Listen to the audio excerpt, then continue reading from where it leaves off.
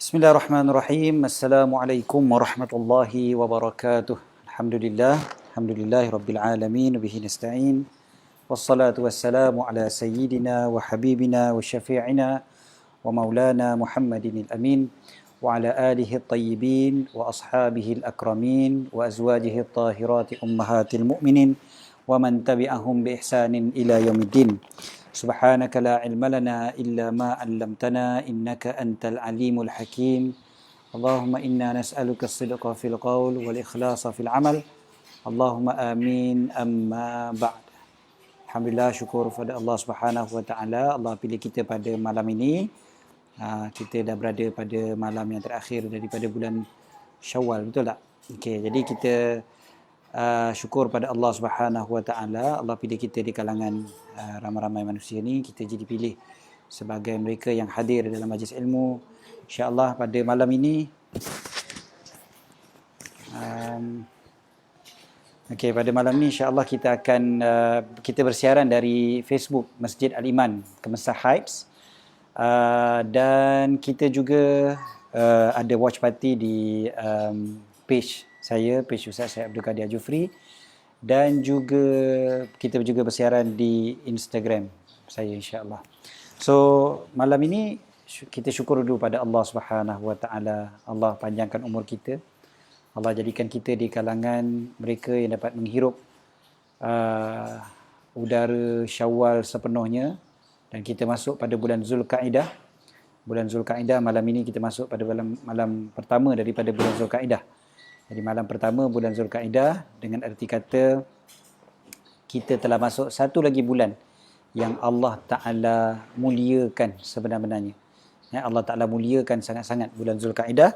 Dalam Al-Quran, Allah Ta'ala nyatakan ada 4 bulan dipanggil sebagai bulan-bulan yang haram ataupun bulan-bulan yang dimuliakan oleh Allah.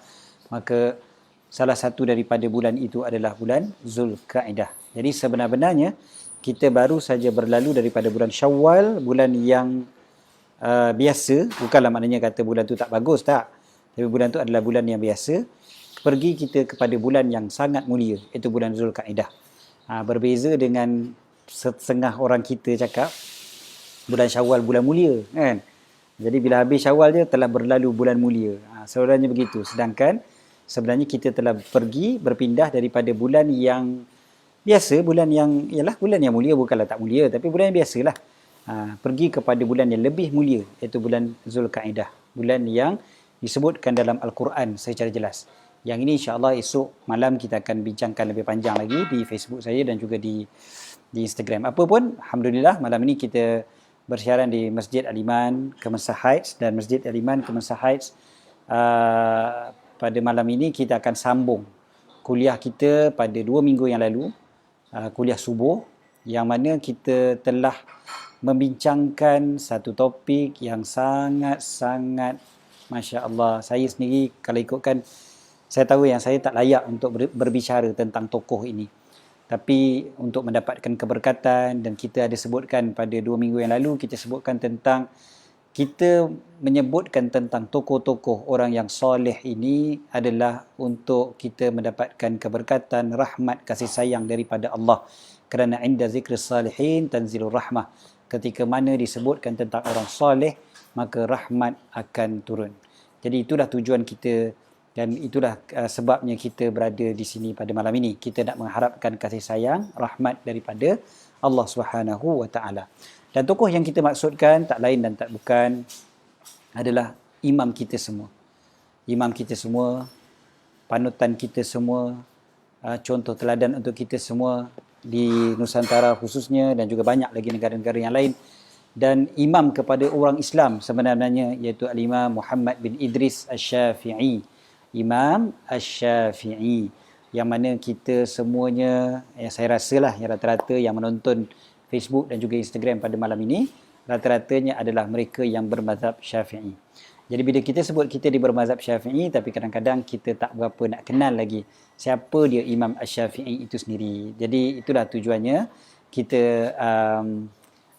sebutkan tentang beliau, ceritakan secara ringkas. Dan saya sebutkan juga pada kuliah yang lalu, Sebenarnya kita bincang ni bincang ringkas je. Kita bukan bincang secara detail betul-betul sebenarnya tau. Kalau nak lebih detail, lebih mendalami, dia mungkin memerlukan kepada mungkin dalam 10 kelas mungkin untuk membincangkan tentang Imam Syafi'i secara sederhana. Kan? Yang kita cerita ni secara ringkas terlebih dahulu berkaitan dengan Imam Syafi'i. Okey. Bahagian pertama dulu tu saya dah upload di YouTube. Jadi siapa yang nak menyaksikan atau nak menonton yang ataupun nak belajar, nak mengulang kaji yang di bahagian pertama tu, boleh cek di YouTube saya, YouTube Ustaz Abdul Qadir Al-Jufri. Tengok dekat situ ada satu tajuknya Kenali Imam Asy-Syafi'i bahagian 1. Kenali Imam Syafi'i bahagian 1. Boleh tengok dekat situ, lebih kurang 1 jam kuliah tersebut. Kita berbicara tentang Al-Imam Asy-Syafi'i. Okey, so pada malam ini, yang kita nak bincangkan lagi sambungan kepada apa yang kita bincangkan hari itu. Cuma kita perlulah kita panggil apa flashback, recall balik, refresh balik apa yang kita dah bincangkan hari itu. Secara sepintas lalulah, secara sepintas lalu apa yang kita dah bincangkan pada bahagian 1 hari itu. Refresh balik Kita sebutkan hari itu Al-Imam Asy-Syafi'i lahir pada tahun 150 Hijrah di mana di bumi dipanggil Gaza, Gaza, ikut pandangan yang paling kuat. Ada 3 pandangan di situ. Imam Syafi'i lahir di bumi Gaza, seorang anak yatim sejak daripada kecil lagi, dibawa pulang ke Mekah oleh ibu beliau. Kita sebutkan memang beliau ni adalah orang Mekah, tetapi beliau lahir di Gaza kerana ibu bapanya pergi ke Gaza ketika itu, dan dibawa pulang ke Mekah. Dan beliau adalah seorang yang berketurunan Quraisy yang disebutkan oleh Nabi SAW sebagai alimu Quraisyin, seorang alim Quraisy yang akan memenuhkan dunia ini dengan ilmu, yang memenuhkan alam ini dengan ilmu. Itulah yang kita panggil sebagai Imam Asy-Syafi'i, alimu Quraisy. Kemudiannya beliau pula berketurunan apa? Beliau berketurunan Al-Muttalib. Al-Muttalib. Jadi Al-Muttalib maksudnya apa?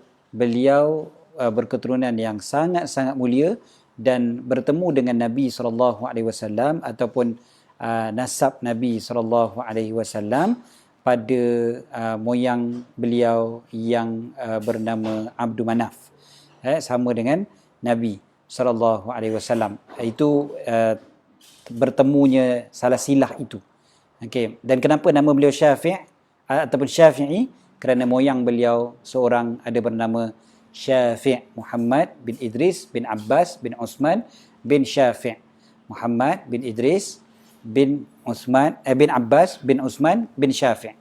Inilah kita panggil daripada Syafi' inilah datangnya gelaran Asy-Syafi'i. Jadi beliau digelar sebagai Asy-Syafi'i kerana nama bapa beliau Idris, Abbas datuk beliau, Osman moyang Osman moyang beliau.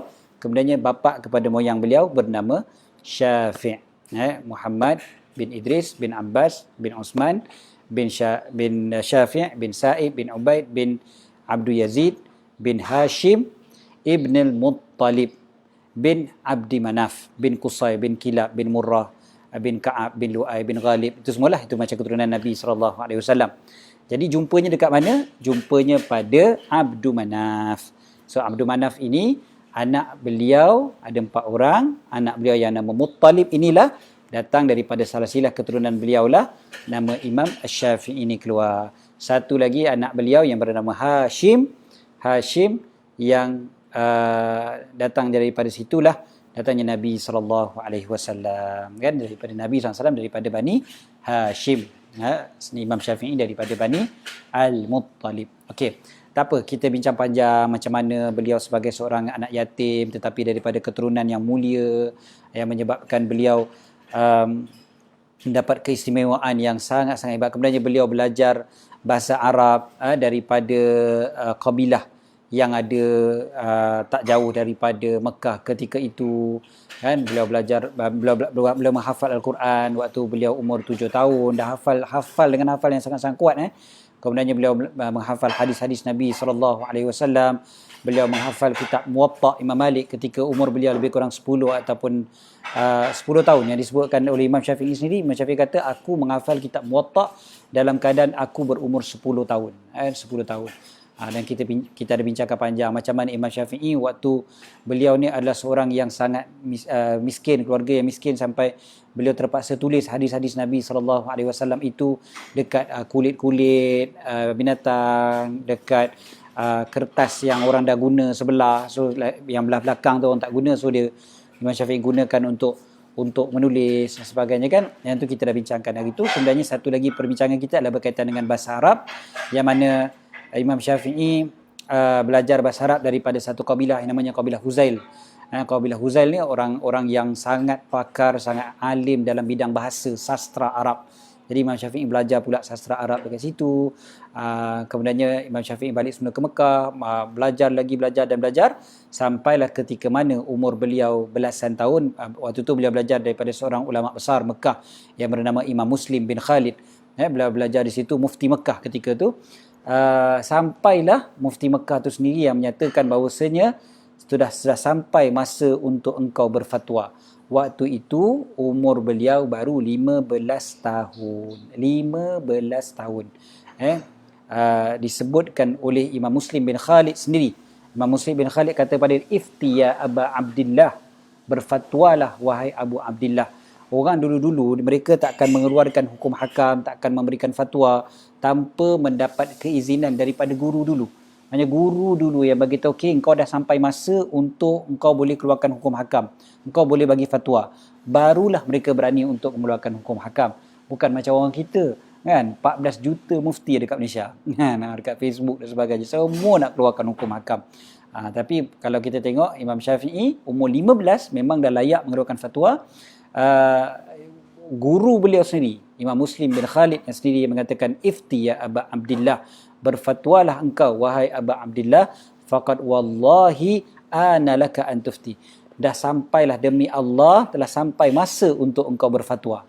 Gitu sekali Imam Syafi'i, umur 15 tahun waktu tu.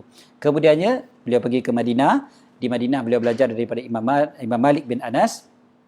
Belajar daripada Imam Malik bin Anas radhiyallahu taala anhu ardah, imam Madinah, imam ahli Madinah, imam Hijaz yang sangat-sangat hebat. Waktu tu umur Imam Syafi'i, umur beliau baru belasan tahun lagi.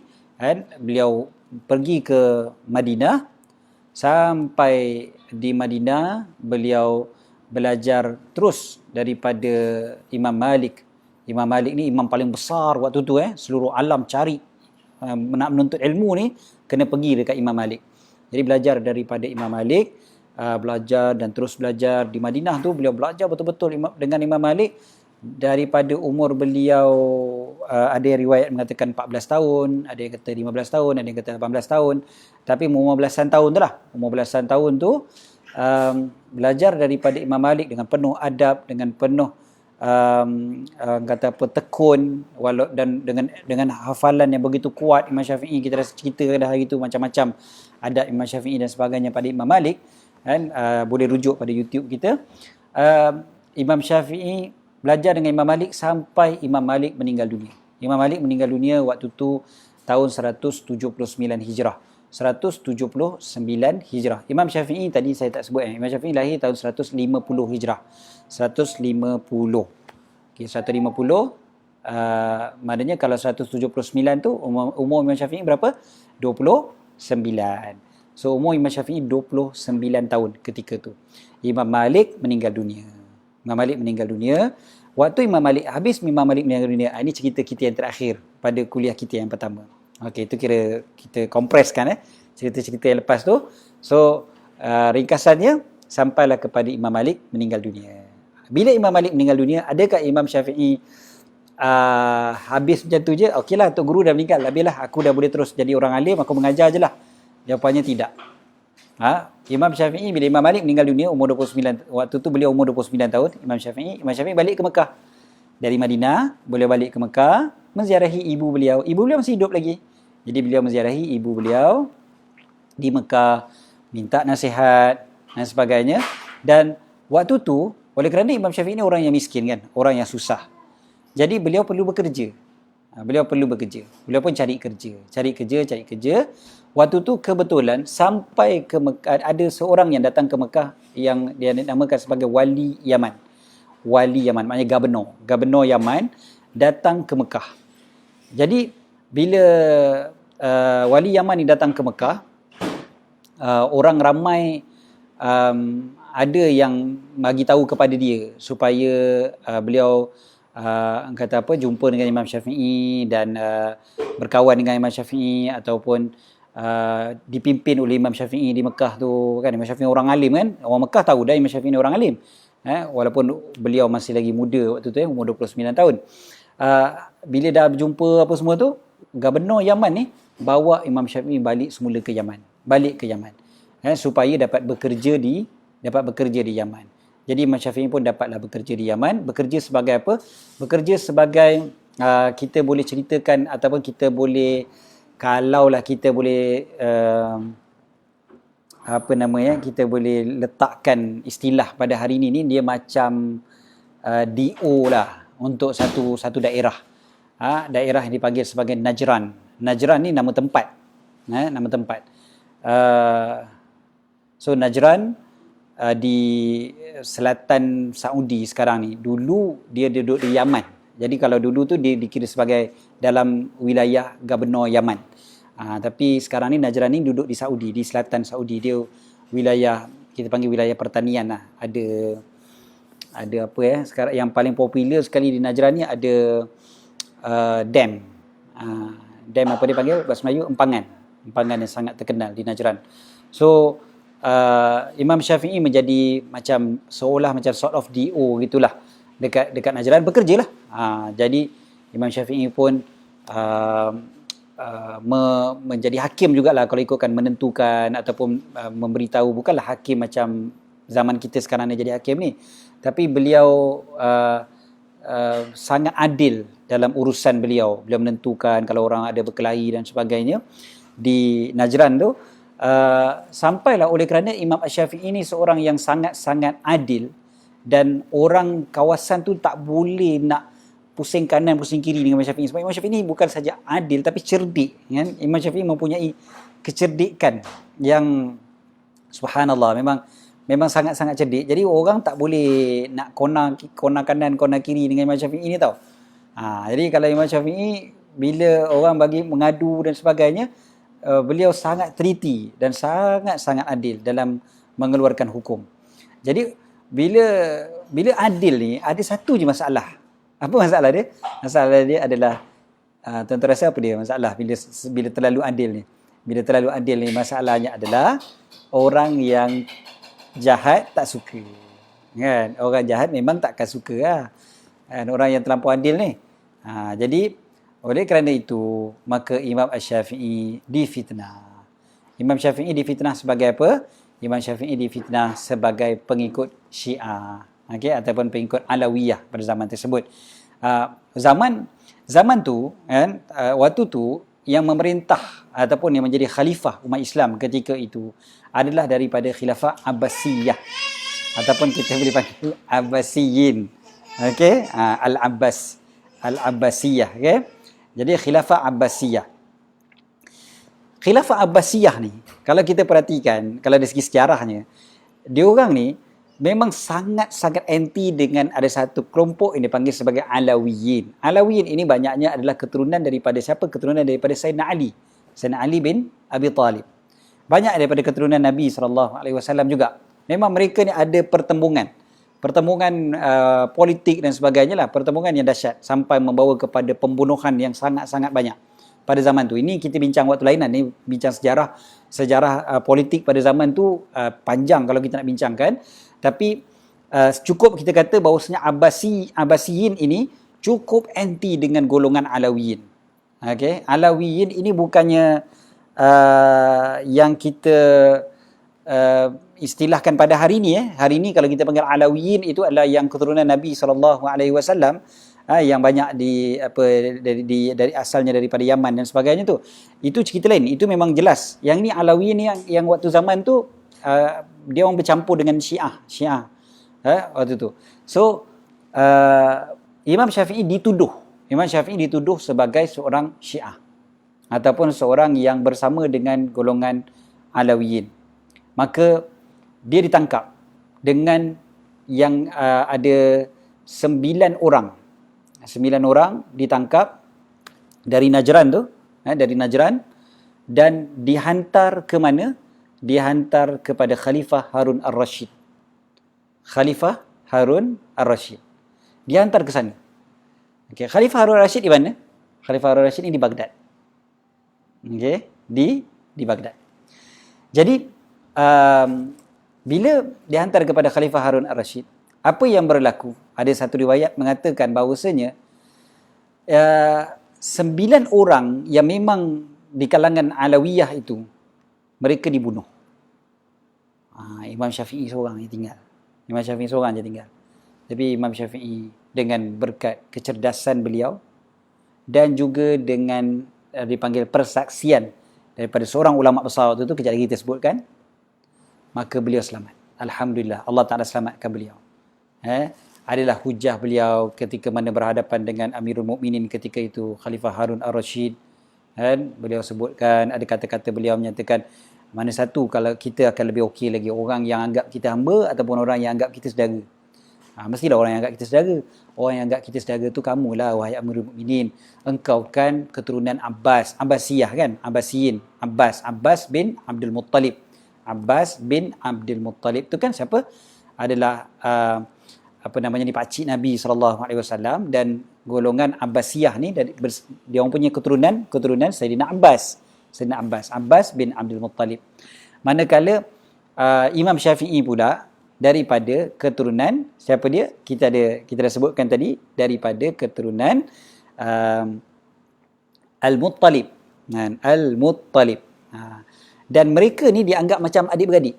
Mereka ni macam adik-beradik. So Imam Syafi'i kata kita ni adik-beradik, bukan orang lain kan. Kita kalau saudara takkanlah saya nak ikut orang yang macam tu dan sebagainya. Lalu Khalifah Harun Ar-Rashid percaya. Dan memanglah bukan itu sajalah. Macam-macam lah Imam Syafi'i sebutkan. Dan selain daripada itu, waktu tu ada seorang imam yang sangat-sangat hebat, imam yang sangat-sangat besar yang bernama Imam Muhammad Ibn Hasan Asy-Syaibani. Okey, siapa dia Imam Muhammad bin Hasan Asy-Syaibani ni pula ceritanya? Jangan pening sangat, biasa je, relax. Okay, Imam Muhammad bin Hasan Asy-Syaibani ni adalah ulama besar waktu zaman tu. Seorang ulama yang sangat besar di Iraq, yang mana beliau adalah anak murid kanan kepada Al-Imam Abu Hanifah. Imam Abu Hanifah ada 2 orang anak murid kanan. Seorang namanya Imam Abu Yusuf dan seorang lagi namanya Imam Muhammad Ibn Hasan Asy-Syaibani. Okay. Imam Muhammad bin Hasan Asy-Syaibani ni, apabila Imam Abu Hanifah meninggal dunia, Imam Hanifah meninggal dunia tahun 150 Hijrah. Kita bincangkan pada kuliah kita yang dulu, Imam Syafi'i dengan Imam Abu Hanifah ni dia bersisih, dia tak sempat jumpa. Kan? Imam Abu Hanifah meninggal tahun 150, Imam Syafi'i lahir 150. So memang tak sempat jumpa. Tapi Imam Syafi'i dapat berjumpa dengan anak murid kanan kepada Imam Abu Hanifah yang bernama Imam Muhammad Ibn Hasan Asy-Syaibani. Okey. So Imam Muhammad bin Hasan Asy-Syaibani bercakap dengan Amirul Mukminin waktu tu, Khalifah Harun Ar-Rashid. Jadi dia bercakap dengan Khalifah Harun Ar-Rashid sebab bila dia dengar Imam Syafi'i bercakap, dia tengok, ini bukan orang calang-calang. Ini orang yang sangat ada ilmu, orang yang faqih dan sebagainya. Jadi Imam Muhammad Asy-Syaibani terus bagi tahu kepada Khalifah Harun Ar-Rashid. Dia kata, wahai Khalifah, orang ni ada ilmu yang sangat besar. Maknanya orang alim besar. Dan apa yang orang tuduh dia ni memang palsu. Tak mungkin apa yang orang tuduh. Ni Imam Muhammad bin Hasan Asy-Syaibani cakap. Lalu Khalifah buat apa waktu tu? Khalifah bagi tahu kepada Imam Muhammad bin Hasan. Waktu tu Imam Muhammad bin Hasan jadi qadi. Jadi hakim besar untuk Abbasiyah di Iraq waktu tu.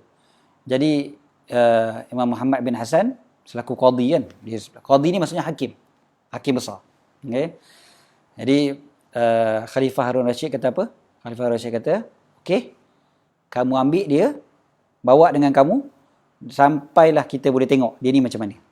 Maknanya tak terus bunuh dia. Yang lain kena bunuh tadi, 9 orang dah kena bunuh dah. Imam Syafi'i selamat. Imam Syafi'i selamat.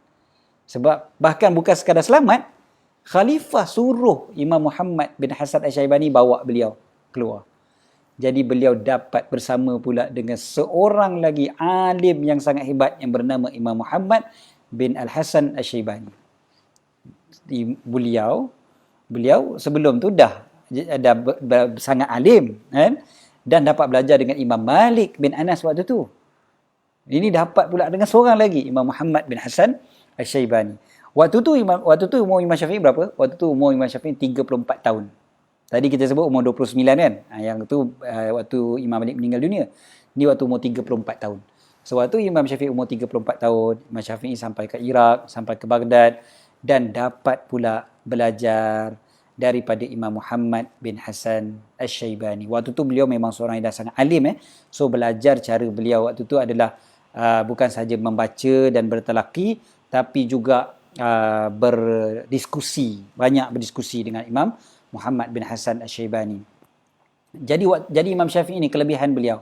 Antara kelebihan beliau yang sangat-sangat hebat, yang jarang-jarang orang lain ada, adalah Imam Syafi'i dapat menghimpunkan dua kita panggil fiqh yang ada pada zaman tersebut. Fiqh pada zaman tersebut terbahagi kepada dua kelompok yang sangat besar. Satu dipanggil fiqhul Hijaz, satu lagi dipanggil fiqhul Iraq.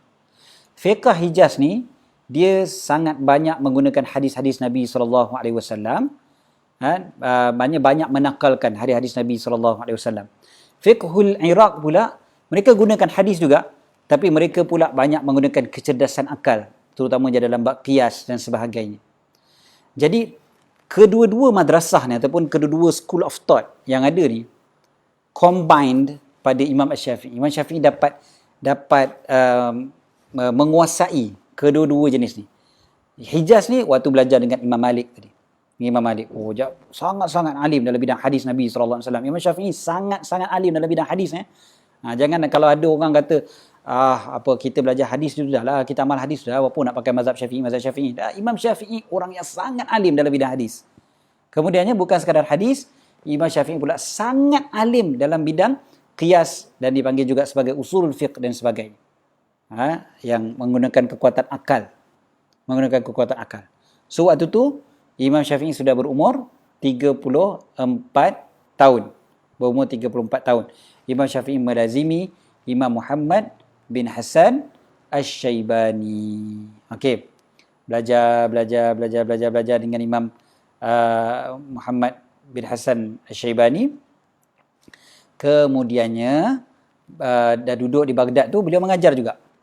Selain daripada beliau belajar, beliau bermuzakarah dengan Imam Muhammad bin Hasan serta anak-anak murid Imam Syafi'i yang lain. Beliau mengajar juga. Kemudiannya beliau pulang semula ke Mekah. Dan bila beliau pulang ke Mekah, beliau mengajar pula di Masjidil Haram. Waktu tu. Okey. Kemudiannya waktu beliau mengajar di Masjidil Haram tu, waktu musim haji, waktu tu sangat ramai orang datang. Kata apa, haji kan? Haji mestilah datang ke Mekah lah, mana lagi kan? So dekat Mekah tu, orang datang, semua orang pergi belajar dengan Imam Asy-Syafi'i. Dan waktu tu bertemulah dengan seorang lagi ulama besar yang bernama Imam Ahmad bin Hanbal. Imam Ahmad bin Hanbal ni jadi anak murid kepada Imam Syafi'i. Belajar dengan Imam Syafi'i yang mengajar di Mekah ketika itu. Jadi bila Imam Ahmad bin Hanbal ni, bila dia tengok Imam Syafi'i ni, dia kata, ya Allah, ini luar biasa. Imam Ahmad bin Hanbal terus jatuh hati dengan kecerdikan, dengan kepandaian Imam Syafi'i dan juga keilmuan yang sangat-sangat dahsyat yang ada pada Imam Asy-Syafi'i. Jadi memang belajar dan dapat kenapa saya sebutkan tentang Imam Ahmad bin Hanbal ni, sebab nantinya Imam Syafi'i akan patah balik semula ke Iraq dan Imam Ahmad berada di Iraq. So Imam Syafi'i duduk di Mekah, lebih kurang dikatakan dalam satu riwayat mengatakan Imam Syafi'i duduk di Mekah waktu tu selama 9 tahun. 9 tahun duduk di Mekah, mengajar dan terus mengajar di Mekah, dan beliau juga mula mengarang dan menyusunkan kitab beliau yang terkenal yang namanya sebagai Ar-Risalah. Waktu tu beliau sangat-sangat banyak menceritakan tentang bagaimana cara untuk mengeluarkan hukum. Cara untuk mengeluarkan hukum. Waktu tu kitab tu tak tulis lagi, tapi beliau dah mula banyak berbincang tentang bagaimana cara nak mengeluarkan hukum. Sebab orang kita kena faham satu benda. Konsep dalam hukum hakam ni, dia bukan hanya semata-mata ada dalil ke tidak. Dia bukan semata-mata ada dalil dalam Quran ada tak? Dalam hadis ada tak? Macam orang sekarang kadang-kadang dia suka bincang benda tu kan. Ni hadis tu sahih ke tidak? Hadis tu sahih ke tidak? Itu baru asas yang paling basic sebenarnya dalam mengeluarkan hukum. Sebab nak mengeluarkan hukum, dia perlukan, dia panggil sebagai metodologi, cara untuk mengeluarkan hukum tu. Dia bukan hanya semata-mata, okey ada hadis, dah selesai. Ada hadis, kalau ibaratnya kalau kita nak makan, kita tak boleh makan benda yang belum dimasak. Kan? Kecuali makan sushi tu cerita lain lah. Biasanya kita makan benda yang masak, dah campur. Dan orang yang masak tu pun kena pandai. Kerana kita bagilah macam-macam jenis masakan, ataupun kita bagi resepi, kita bagi segala bahan-bahannya. Kalau orang tak hati masak, tak masak juga, tak sedap juga makanan tu jadinya. Kan? Jadi inilah kerja fuqaha. Dia dah gabungkan semuanya, dia dah alun, dia dah adun, dia dah uli, dia dah masak, sampailah yang dapat pada kita adalah hidangannya. Kan? Sampai pada hari ni kita pun nak tahu, oh hukum dia halal, hukum dia haram, oh ini boleh amal, oh yang ni tak boleh. Itu dah kerja para fuqaha. Jadi Imam Syafi'i banyak menceritakan tentang bagaimana persoalan bagaimana nak mengeluarkan hukum tu. Okey, bagaimana nak mengeluarkan hukum tu, Imam Syafi'i banyak bincang. Waktu di Mekah lagi. Tapi lepas tu barulah Imam Syafi'i ke Baghdad lagi sekali. Imam Syafi'i pergi ke Baghdad lagi sekali tahun 195 Hijrah. Okey, 195 Hijrah maknanya umur beliau waktu tu berapa? 45 tahun. 45. Okey, tadi kita sebutkan umur Imam Syafi'i waktu masuk ke Iraq yang mula-mula umur 34. Kan? Lepas tu duduk di situ 2 tahun, 36. Kemudiannya duduk di Mekah sampai umur beliau 45, kan? Umur 45, dan umur 45 itulah beliau datang ke Baghdad lagi sekali. Dan di Baghdad ketika itu, waktu tu beliau terus menjadi guru yang sangat-sangat besar, yang paling alim sekali. Imam Ahmad bin Hanbal yang sangat alim dah waktu tu pun terus belajar daripada beliau, kan? Terus menjadikan beliau sebagai guru yang paling besar. Dan di Baghdad itulah beliau mula ataupun telah menulis kitab Ar-Risalah yang kita sebutkan tadi, kitab Ar-Risalah yang menceritakan tentang syarat-syarat nak menggunakan dalil daripada Quran, daripada sunnah, daripada ijma', daripada qiyas, apa yang nasikh, mansukh dan sebagainya, apa yang umum, apa yang khusus, semuanya ada dalam kitab Ar-Risalah. Memang Imam Syafi'i ni bila tulis kitab Ar-Risalah ni, sampai ulama' kata Imam Syafi'i ni, beliau punya sumbangan kepada ilmu fiqh Islam ni macam tak ada tandingan. Sebab semua orang yang datang selepas daripada Imam Syafi'i, boleh kata semualah, ataupun kita kata hampir semuanya para ulama selepas daripada zaman tu sangat-sangat terutang budi dengan kitab yang dinamakan sebagai Ar-Risalah ni. Beliau ceritakan tentang bagaimana sebenarnya nak mengeluarkan hukum hakam dalam syariat Islam ni. Okey. Kemudiannya apa yang berlaku? Selepas daripada tu tahun 19 ketika mana umur beliau 48 tahun, beliau pergi ke Mesir. Okay?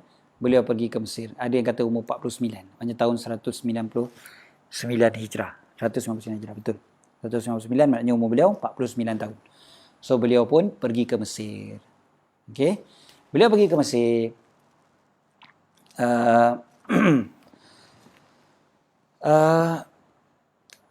Bila pergi ke Mesir ni ada sedikit kata apa, ujian untuk Imam Asy-Syafi'i. Okey. Sebab apa? Sebab Imam Syafi'i waktu di Baghdad, beliau memang dah terkenal sebagai seorang yang paling alim. Yang paling alim. Tetapi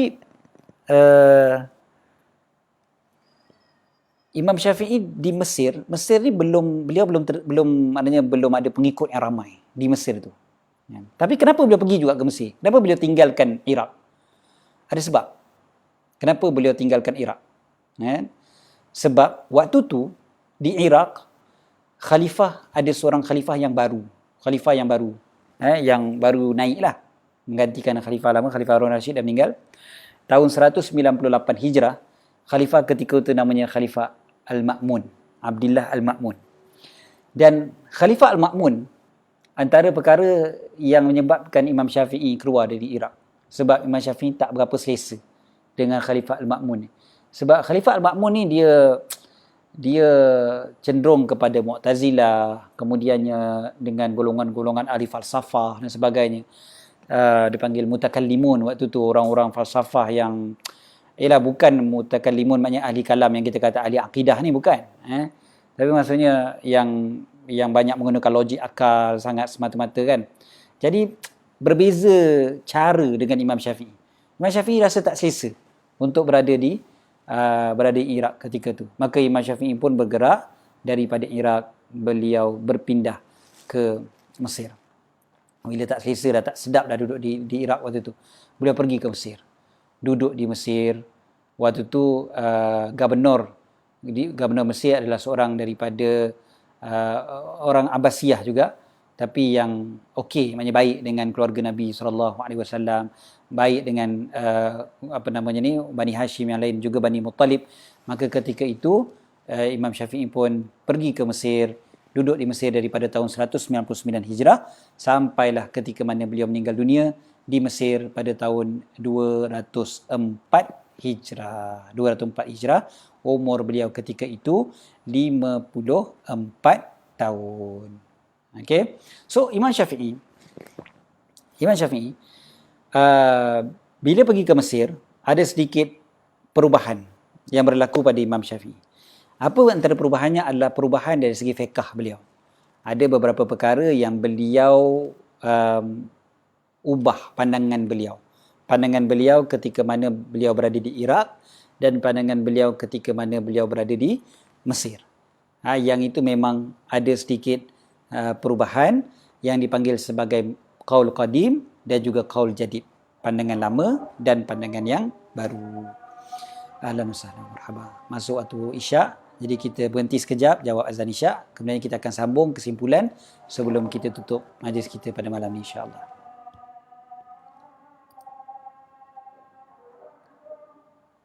Allahu akbar, Allahu akbar.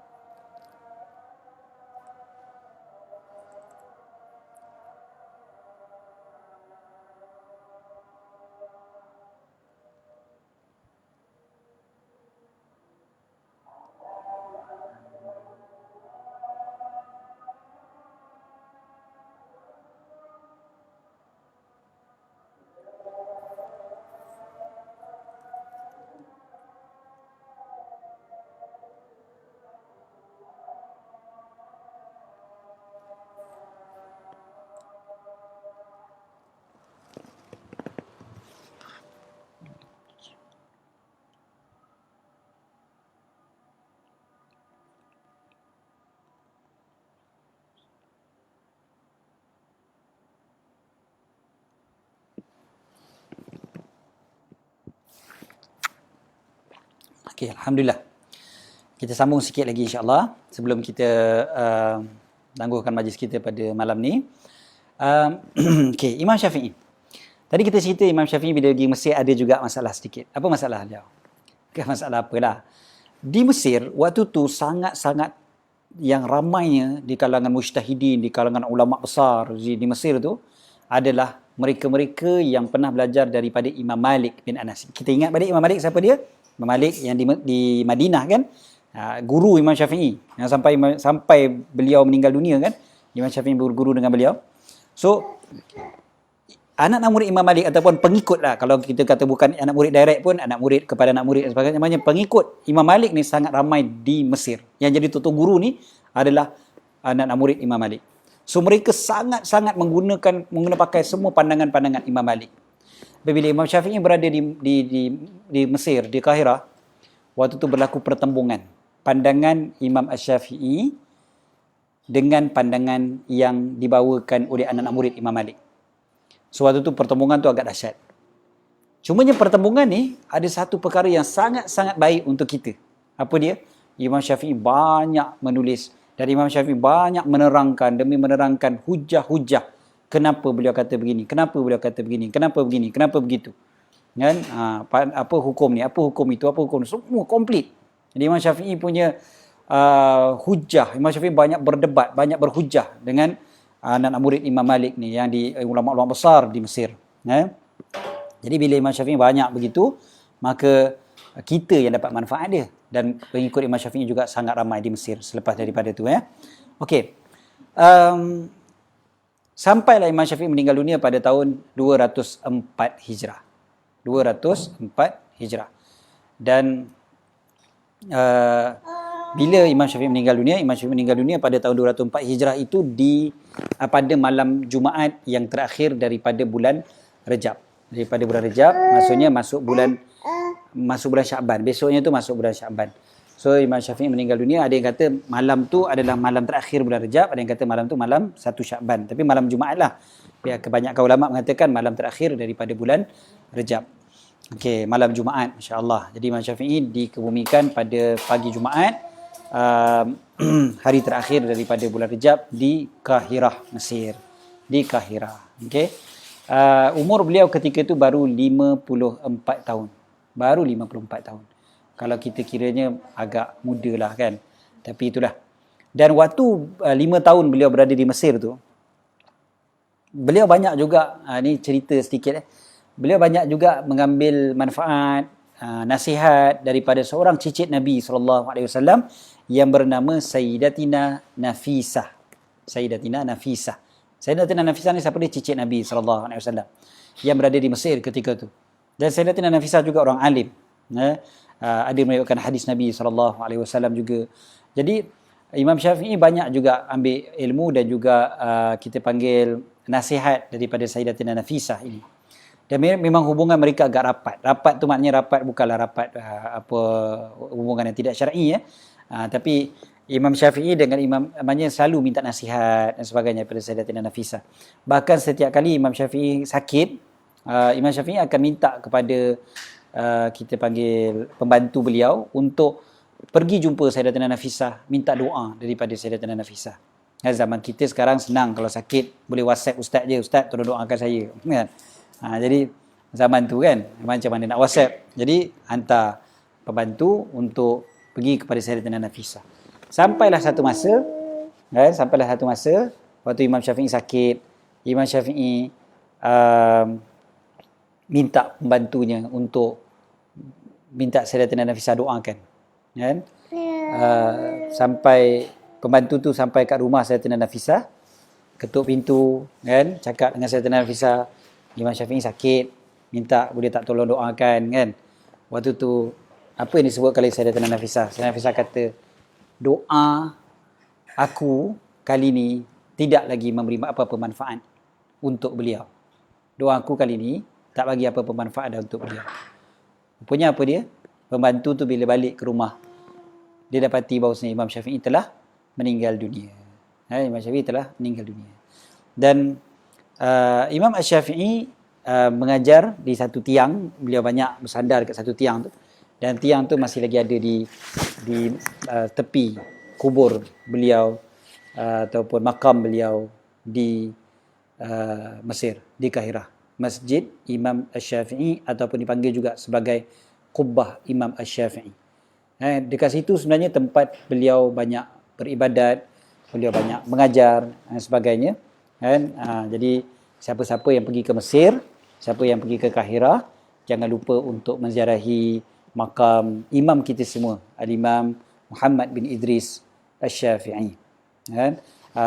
Zaman Salahuddin Al-Ayyubi, mereka meletakkan dekat atas makam Imam Syafi'i tu, ada kubah dia. Atas tu dia letakkan satu macam, apa kita panggil bahtera, macam bentuk kapal gitu. Bahtera diletakkan di atas kubur Imam Asy-Syafi'i sebagai tanda betapa Imam Asy-Syafi'i ini adalah seorang yang menyelamatkan umat. Yang menyelamatkan umat. Okey. Kalau kita nak bincangkan tentang kelebihan Imam Syafi'i terlampau banyaklah kelebihan beliau, tentu sekali. Dari segi kecerdikan, tentang kepandaian beliau tu memang luar biasa sangat-sangat. Istilahnya kita panggil apa? One in a million, bahkan lebih lagi daripada tu. Bukan one in a million lagi, dah lebih lagi daripada tu. Okay. Imam Syafi'i kalau beliau bercakap tentang tafsir contohnya, seolah-olah beliau nampak macam mana ayat Quran tu turun. Sampai gitu sekali. Dan halaqah Imam Syafi'i apabila beliau mengajar, Imam Rabi' ni anak murid Imam Syafi'i, Imam Rabi' bin Sulaiman. Beliau sebut, Imam Syafi'i kalau mengajar, waktu pagi, bila Imam Syafi'i sembahyang subuh, lepas habis sembahyang subuh, datang ahli-ahli Quran. Ahli-ahli Quran ni tutup guru Quran tau, bukannya orang baru nak belajar alif bata. Tutup guru Quran datang. Datang, belajar daripada beliau. Sampailah terbit matahari. Bila terbit matahari, datang pula ahli hadis. Ahli hadis. Datang bertanya tentang hadis, tentang makna hadis apa semua ni pada Imam Syafi'i. Sampailah naik matahari macam waktu duha begitu kan. Maka beliau pula mengajar, sebenarnya ulama-ulama hadis ni terus bincang muzakarah dengan Imam Syafi'i sampai waktu duha tu. Sampai waktu duha datang pula orang-orang pakar-pakar bahasa Arab. Pakar sastra, pakar syair, sastra, semualah. Nahwu, grammar bahasa Arab dan sebagainya. Mereka pula datang, berbincang pula dengan Imam Syafi'i. Sebab Imam Syafi'i pakar bahasa, tadi kita sebut kan. Bincang pula tentang bahasa Arab. Sampailah zuhur. Begitu sekali Imam Syafi'i. Maknanya kecerdikan Imam Syafi'i ini luar biasa.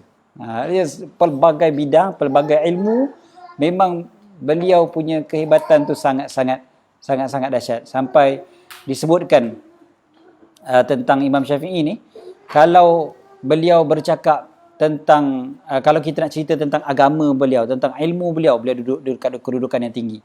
Kalau kita sebutkan tentang tafsir, beliau lah imamnya. Bila kita cerita tentang fiqh tu memang mainan beliau lah, kan, di tangan beliau je lah.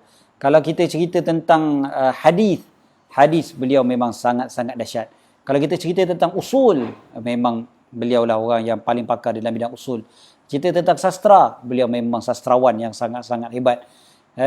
Dan apa-apalah senang ceritanya. Okey. Seterusnya, kalau kita nak bincang juga tentang tawaduknya Imam Syafi'i, Allah, itu juga sangat-sangat luar biasa. Dan Imam Syafi'i seorang yang sangat tawaduk, seorang yang sangat merendah diri walaupun ilmunya sangat-sangat luar biasa. Dan sampai kalau kita tengok beliau kalau bermuzakarah dengan orang ramai, dengan ulama, beliau akan kata apa? Aku kalau muzakarah dengan orang, aku harapkan supaya aku dapat belajar daripada dia, biarlah kebenaran itu pada dia, kan, bukan pada aku pun. Dan beliau kata apa? Satu kata-kata beliau yang sangat-sangat popular. Beliau kata apa? Beliau kata, aku bukan orang soleh. Aku mencintai orang soleh walaupun aku bukan di kalangan mereka. Dan kemudiannya, itu Imam Syafi'i punya tawaduk. Imam Syafi'i juga seorang yang sangat-sangat pemurah. Beliau banyak beliau banyak sangat sponsor anak-anak murid belajar. Anak-anak murid yang belajar tu sangat-sangat banyak yang beliau sponsor. Asma, jangan. Okey. Okey. Dari segi ibadah, dari segi wara' itu pun luar biasa. Dan kalau kita tengok Imam Syafi'i, beliau akan khatam Quran pada setiap malam. Khatam Quran pada setiap malam. Macam mana tu? Kan? Beliau bukannya baca Quran semata-mata. Beliau khatam Quran pada setiap malam. Bulan Ramadan, beliau akan khatam Quran 2 kali satu malam. Kan? Okey. Kalau waktu malam tu, disebutkan oleh anak-anak murid beliau yang pernah tidur dekat rumah beliau, beliau akan bagikan kepada 3.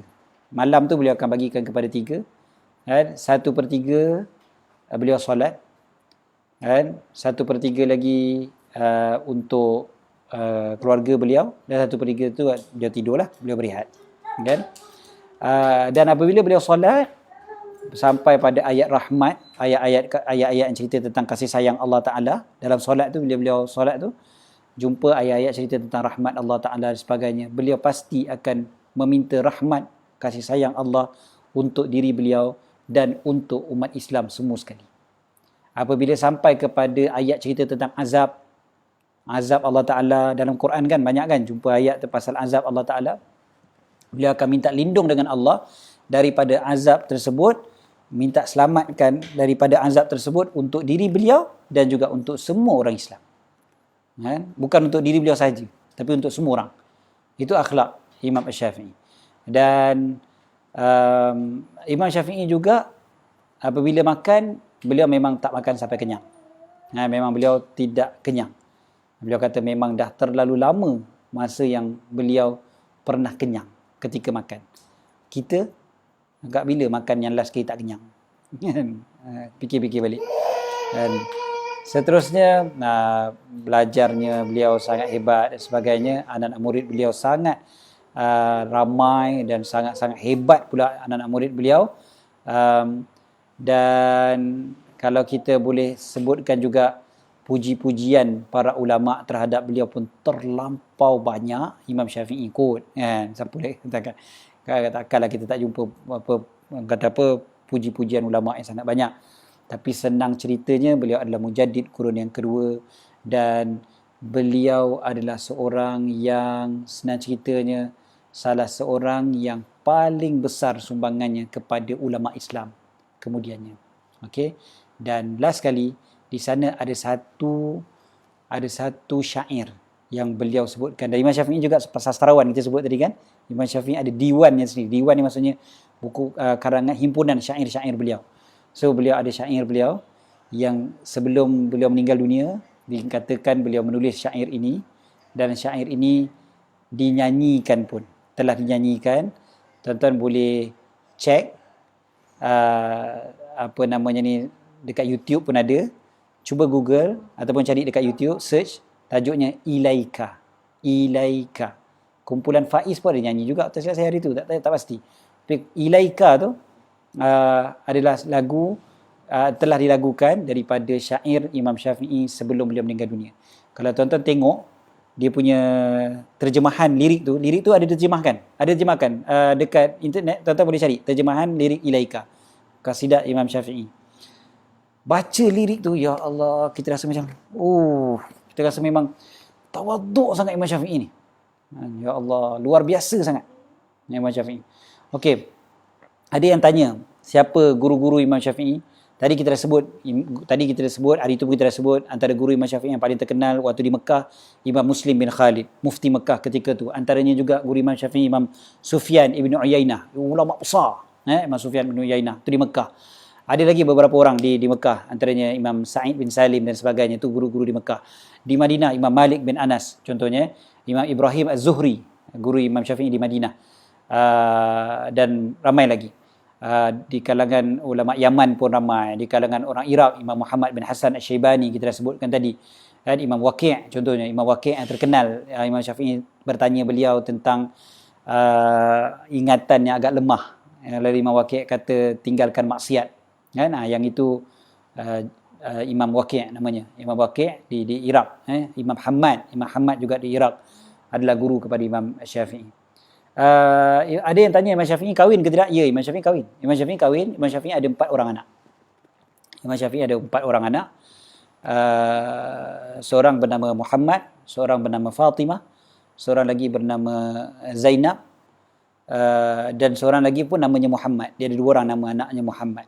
Muhammad, Fatimah, Zainab dan juga Muhammad, seorang lagi. Cuma yang 3 orang ni daripada satu mak. Yang lagi seorang tu daripada mak yang lain. So Muhammad yang awal tu daripada mak yang seorang, yang Muhammad lagi satu daripada mak yang lain. Okey, dan Muhammad Ibn Syafi'i ini yang dipanggil sebagai Abu Uthman, beliau anak paling tua lah, anak paling senior bagi anak sulung Imam Syafi'i. Beliau menjadi syekh yang hebat, beliau menjadi hakim yang besar, dan beliau menetap di Mekah dan menjadi ulama besar di Mekah. Kan?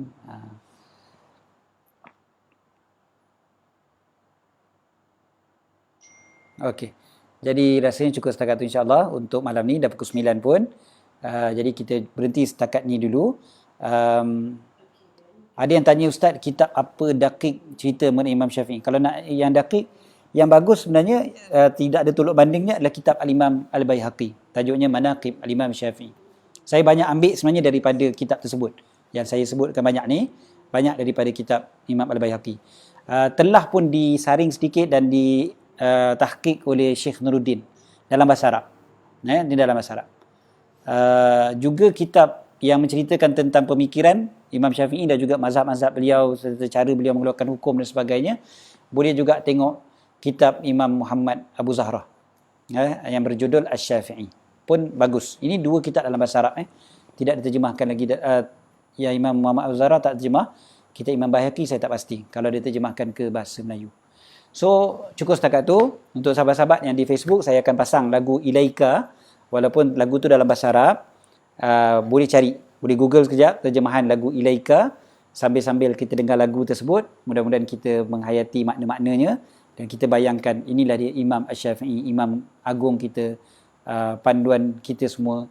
Dan kita banyak belajar, kita mengamalkan semua amalan-amalan kita ni semua. Bayangkan Imam Syafi'i yang meninggal dunia tahun 204 Hijrah, 1200 tahun yang dulu, Imam Syafi'i terus dapat pahala demi pahala, pahala yang tak putus sampailah hari ini. Imam Syafi'i tak pernah sampai Malaysia, tak pernah sampai ke Mensah, tak pernah sampai kat sini. Tapi terus Imam Syafi'i dapat pahala. Sebab apa yang kita buat ni semua daripada ilmu yang bermanfaat, yang kita manfaatkan daripada beliau. Jadi cukup setakat tu insya-Allah.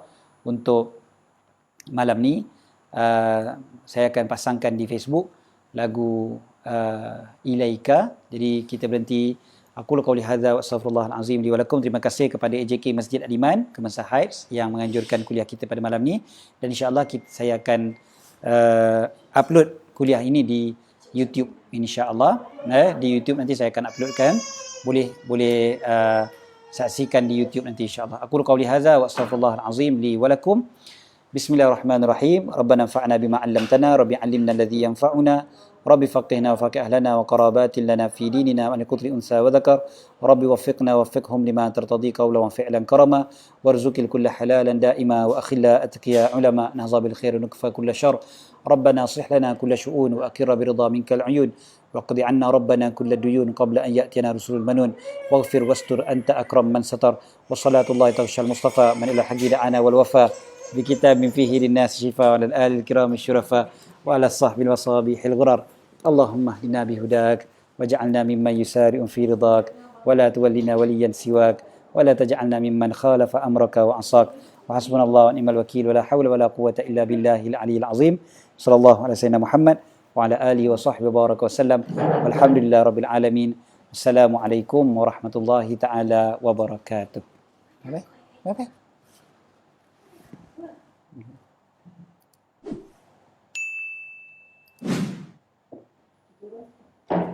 Panjang kali. Baik.